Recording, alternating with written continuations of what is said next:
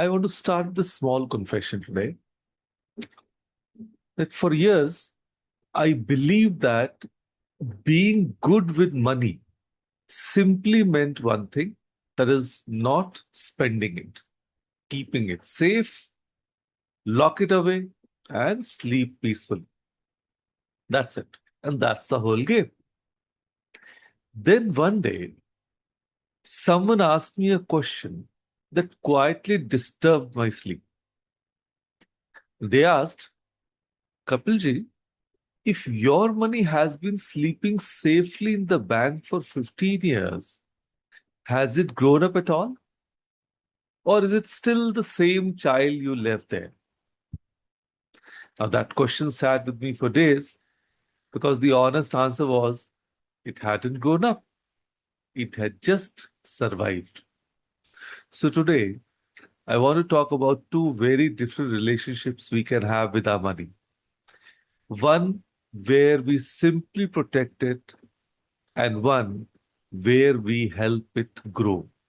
Yes, two habits that look similar from the outside but create entirely different futures.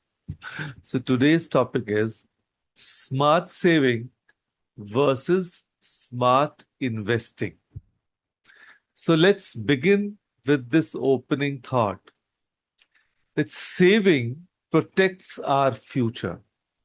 Investing helps our future grow. Right? So, one sentence, two very different destinies. Imagine two farmers, neighbors, standing on the same fertile land. The first farmer is cautious by nature. Every harvest, he takes his seeds, locks them safely in his warehouse. Seeds are precious, he says. I cannot risk losing even one. And year after year, his warehouse fills up. He feels secure. The second farmer thinks a little differently. He also keeps some seeds safe in the warehouse for emergencies, for next season's sowing, but the rest he plants. He waters them. He waits patiently through storms and dry spells. Years pass. The first farmer opens his warehouse and finds exactly what he stored.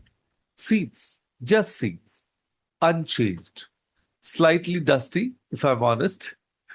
But the second farmer walks into his field and finds an entire harvest, rows and rows of abundance grown from those same handful of seeds.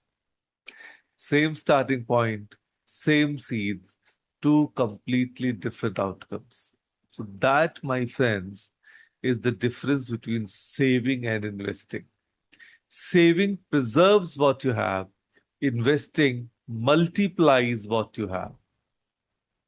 Now, I'm not here to tell you saving is wrong. Not at all. Both saving and investing are essential. They simply play different roles in your financial story. So, saving is best suited for emergency funds, short term goals, unexpected expenses. Yes, these three. I repeat, saving is best suited for emergency funds, short term goals, and unexpected expenses. On the other hand, investing is best suited for long term wealth creation, retirement, future financial goals.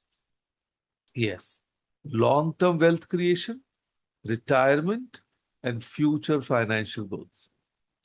So let me bring this to life with three people you'll recognize, perhaps even in your own home. Sunita ji, homemaker in Ghaziabad. Now, for 20 years, she has run a steel dabba, a tin box, where she quietly saves whatever is left from the monthly household budget. Now, that dabba has saved her family more than once. School fees, a sudden hospital visit, a leaking roof, and that is saving, doing exactly what it should do, protecting her family in the moment of need. But last year, Her daughter gently asked her, Ma, that same 500 rupees every month for 20 years. Imagine if some of it had also gone into a small SIP alongside the dabba. Now, Sunita ji is now doing both. The dabba still protects her. A small investment is now helping her grow. So now let's meet Reena, a working woman balancing a full-time job, a home, and 100 WhatsApp groups. She's disciplined. She saves diligently every month, but all of it sits in one savings account, untouched, earning almost nothing beyond peace of mind. Now, Reena isn't lazy with money. She simply never separated her safety needs from her growth needs. So, the moment she did, keeping 6 months of expenses safe and directing the rest into long term investing, her money finally started working as hard as she does. And meet Rajeshji, a man nearing retirement who spent 30 years believing that a fixed deposit was the ultimate finish line. Safe, yes. But when he calculated what the same amount invested sensibly over those 30 years could have become, he didn't get angry. He simply said, अब पता चला सिर्फ बचाना काफी नहीं था बढ़ाना भी जरूरी है. And now I understand saving alone wasn't enough. Growing it mattered too. So Sunita ji, Reena, and Rajesh ji are not exceptions. They are most of us. So before you invest, three things matter. One, build your emergency fund first. Yes. Your warehouse before your field. Second, understand what you are investing in. Never invest in something you cannot explain to your neighbor. And number three, think long term and avoid chasing unrealistic, too good to be true returns. The field takes seasons, not days, to yield a harvest. Yes. So now let's go for our today's exercise, our reflection.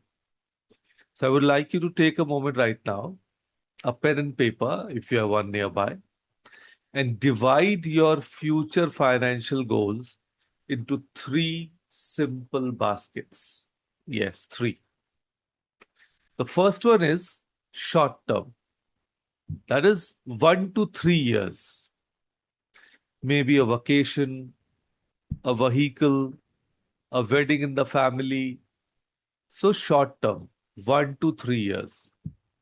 Then second is medium term, 3 to 7 years. That is, it can be your child's higher education, a home renovation. And number three, long term, that is 7 plus years, retirement, your child's marriage, true financial freedom.